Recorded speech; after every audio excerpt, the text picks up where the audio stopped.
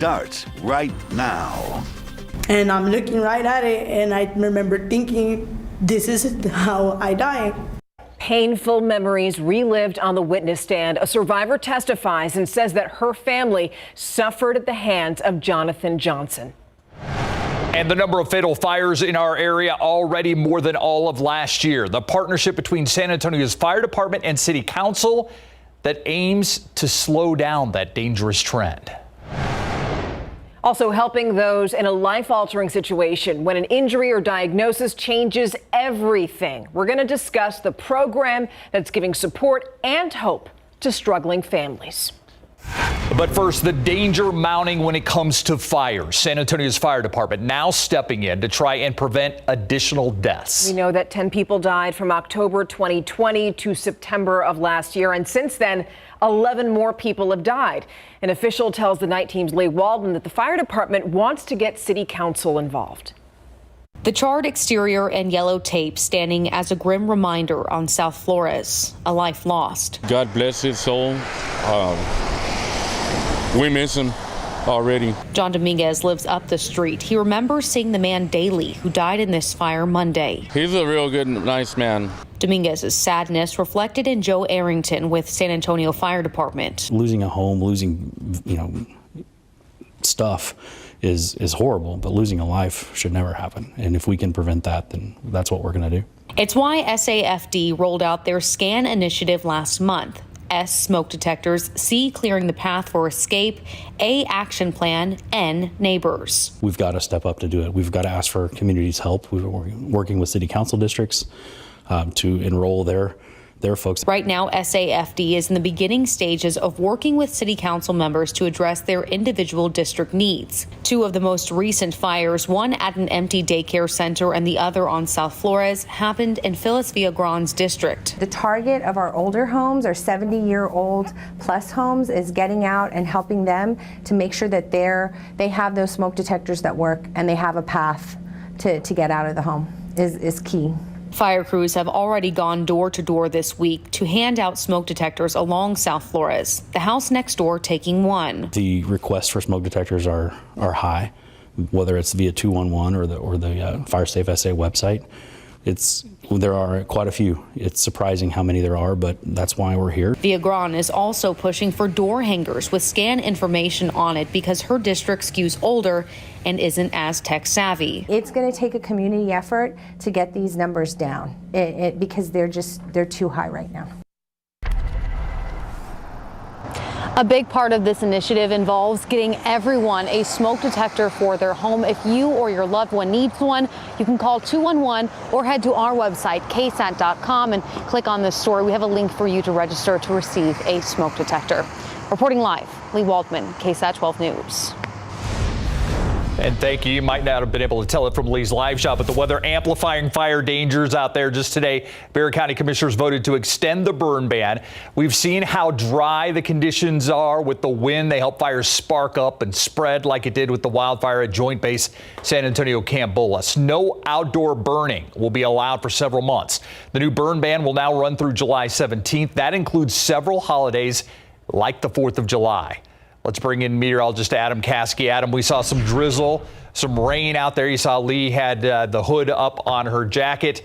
This is not enough to end this drought, though. No, I mean, we'll take what we can get right now, a few hundredths of an inch here and there, but it's not enough to really have an impact or relieve the drought or even give us an opportunity to get rid of any burn bans. And you look at the rainfall today, actually some decent accumulations with thunderstorms farther to the west of San Antonio, just outside of Uvalde, between Uvalde and Brackettville, and in parts of the hill country in northern Valverde County where an inch was estimated. But you look locally, and mainly it was just drizzle and light sprinkles, which are still ongoing. Stone Oak, about 1/10 of an inch. Windcrest, 5/100 of an inch. Rio Medina, 2/100 of an inch. You get up into Bernie, 0.17. Fair Oaks Ranch, 0.15. So some decent accumulations relative to the vast majority of what we've had, which is a trace to a few hundredths of an inch. And you look at the radar, and you're really not detecting much in terms of rainfall, just very light sprinkles and a little bit of drizzle. They'll be ongoing tonight. Officially, 0.06. At the airport today. We do have a more promising chance of rain down the line. We're going to talk about that and see where that system is now coming up. Adam, thank you. A wrongful death lawsuit is now moving towards a settlement, and this centers around the death of Anthony Scott. A San Antonio police officer shot and killed Scott while trying to arrest him on outstanding warrants. That was back in 2016. The officer said that he thought Scott was holding a gun, so he fired. Investigators determined that Scott was holding a cell phone, though, not a gun. The new deal in the wrongful death lawsuit comes 2 days before that case was set to go to a jury trial. So now City Council has to approve that settlement, but it's unclear how much exactly that's going to cost. A barrage of bullets and one gunman on trial after it. Jonathan Johnson is accused of killing 2 people, injuring others. One of those survivors taking the stand today in day 1 of his capital murder trial. Our Erica Hernandez shares the testimony. I remember laying there thinking, if you move, he's gonna kill you. If you move, he's gonna kill you. Don't move, don't breathe, don't make a sound. Angelica Rangel says she played dead after a masked gunman kicked his way into her apartment and opened fire. It happened at the Robin's Nest Apartments off Hot Wells Boulevard back in 2019. Investigators say more than 24 shots were fired at Angelica and her family members. I remember feeling tears coming to my eyes and looking at the gun. And I'm looking right at it, and I remember thinking, this is how I die. And I put my hands like this on my face, and I remember hearing a gunshot go off. This shooting left Rangel and her mother wounded, but her brother 19-year-old Andres Rangel and his girlfriend 18-year-old Katrina Casares dead. Despite the chaos, Rangel says she was able to recognize the shooter. I remember at that point when he stepped into my door, he turns and he shoots my mom more. And I remember at that point he wasn't holding his bandana anymore. So I saw that man. Jonathan Johnson is facing capital murder charges. He says he's not guilty. He faces life in prison. Testimony will resume tomorrow morning. If found guilty, Johnson is facing life in prison. At the Kiduna Reeves Justice Center, Erica Hernandez, KSAT 12 News. In other news for now, it seems like the fight over a federal mask mandate is over. The Justice Department says that it's only going to file an appeal if the CDC believes that mask requirements are necessary. The agency is still assessing public health conditions. Now, yesterday, a federal judge ruled to end the mandate for mass transit. San Antonio's airport and VIA say that masks are optional, and ride shares like Lyft and Uber are also leaving it up to customers. Now, that's happening as COVID numbers are going up. Our 7-day average here continues to rise. On Friday, it stood at 82. Tonight, look at that. It's 105. Metro Health continues to list our risk level in the low category, however. We do know that more people are hospitalized tonight with COVID. 51 patients with COVID are in the hospital tonight. Now for a look at your headlines in your Nightbeat News Flash. She's fought this battle before with a 13-hour filibuster on the floor of the legislature. Well, now former state Senator Wendy Davis is finding herself in a similar fight. She filed a federal lawsuit challenging Texas' latest abortion law. That law bans abortions for women who are at least 6 weeks pregnant. It then relies on private citizens to file civil lawsuits to enforce the law. Davis says the law is, quote, blatantly unconstitutional. A new census means San Antonio's council districts will be redrawn. The point is to keep the areas roughly equal. A citizen advisory committee finished a first draft of what could become the new map.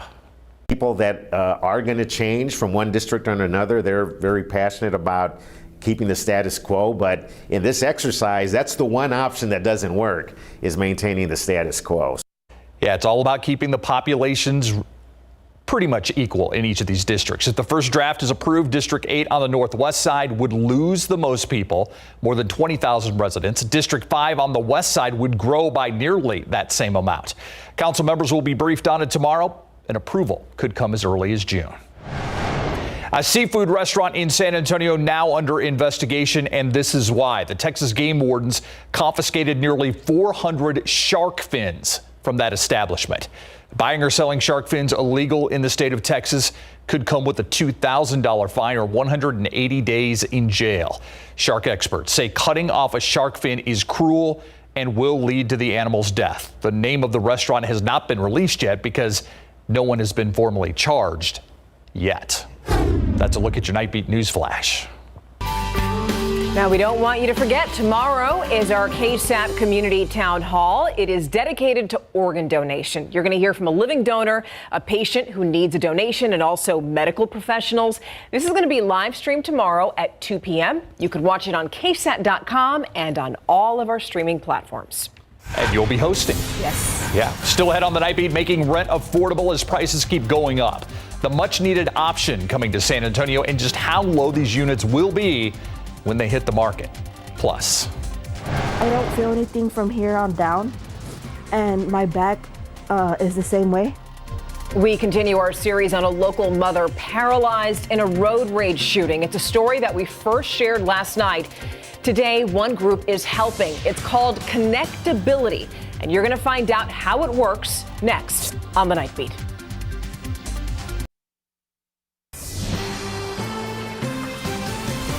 One group bridging the gap in care for families. In a KSAT exclusive last night, we told you about a mother left paralyzed, the victim of a road rage shooting. Michelle Dominguez is her name. She's trying to figure out her new life.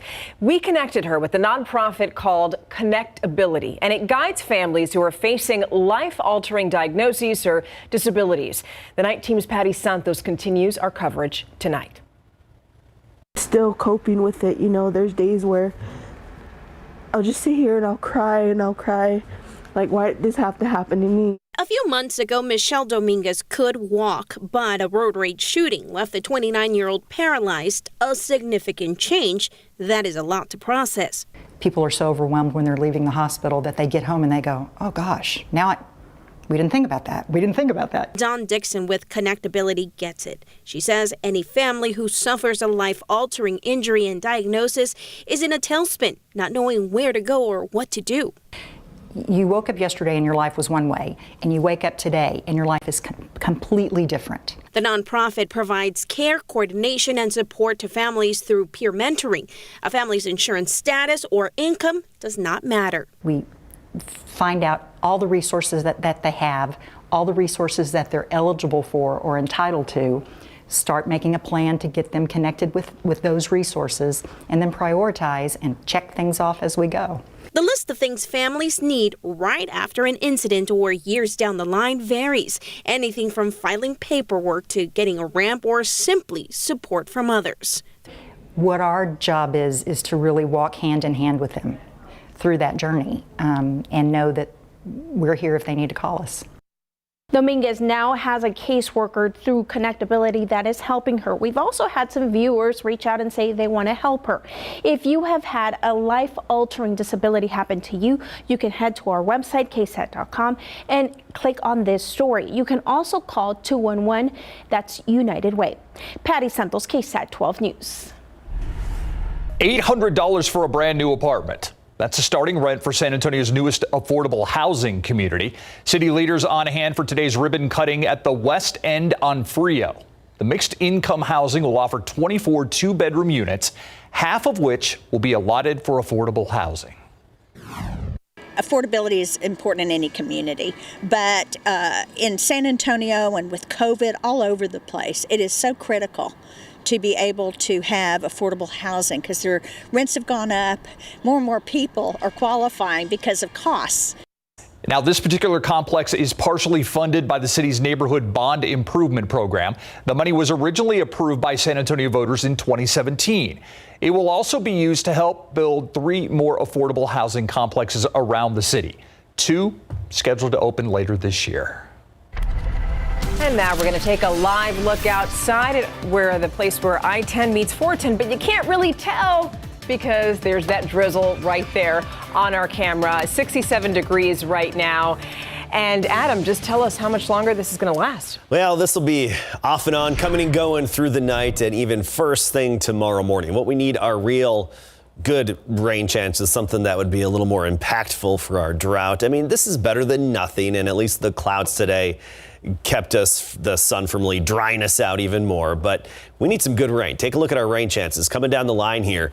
Monday's the day we're still watching. We bumped it up to a 40% chance, meaning we anticipate a little more coverage out there. About 40% of our area is likely to get in on some shower and thunderstorm activity by Monday. And of course, this situation is one of those where we could be increasing those chances in the days ahead. But let's take a look at the situation as a whole here.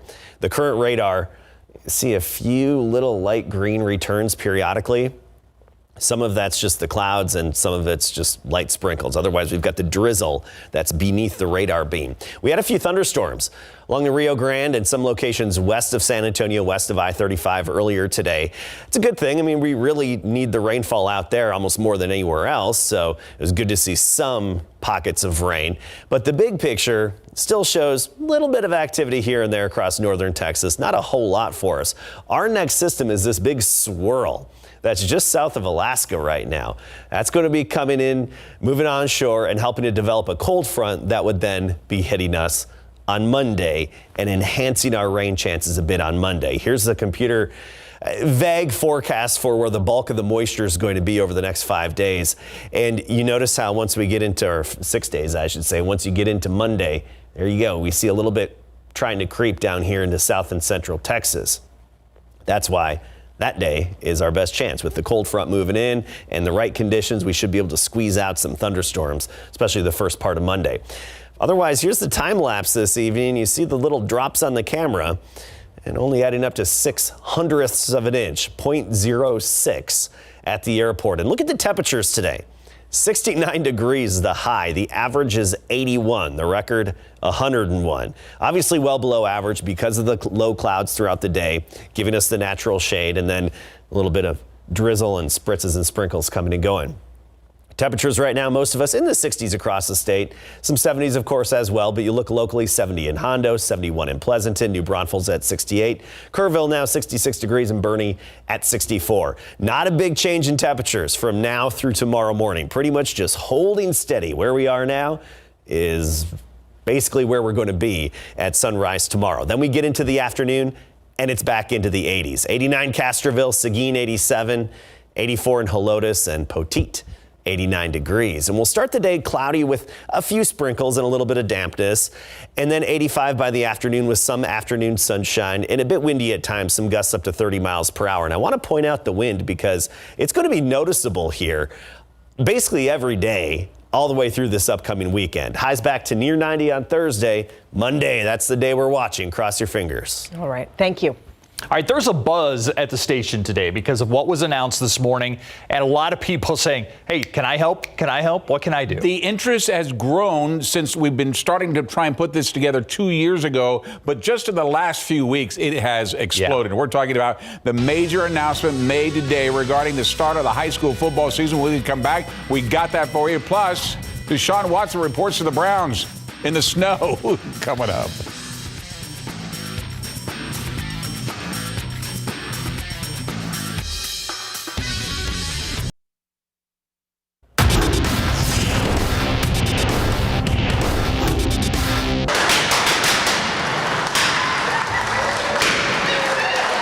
A major announcement regarding the coming high school football season made today in Big Board Sports.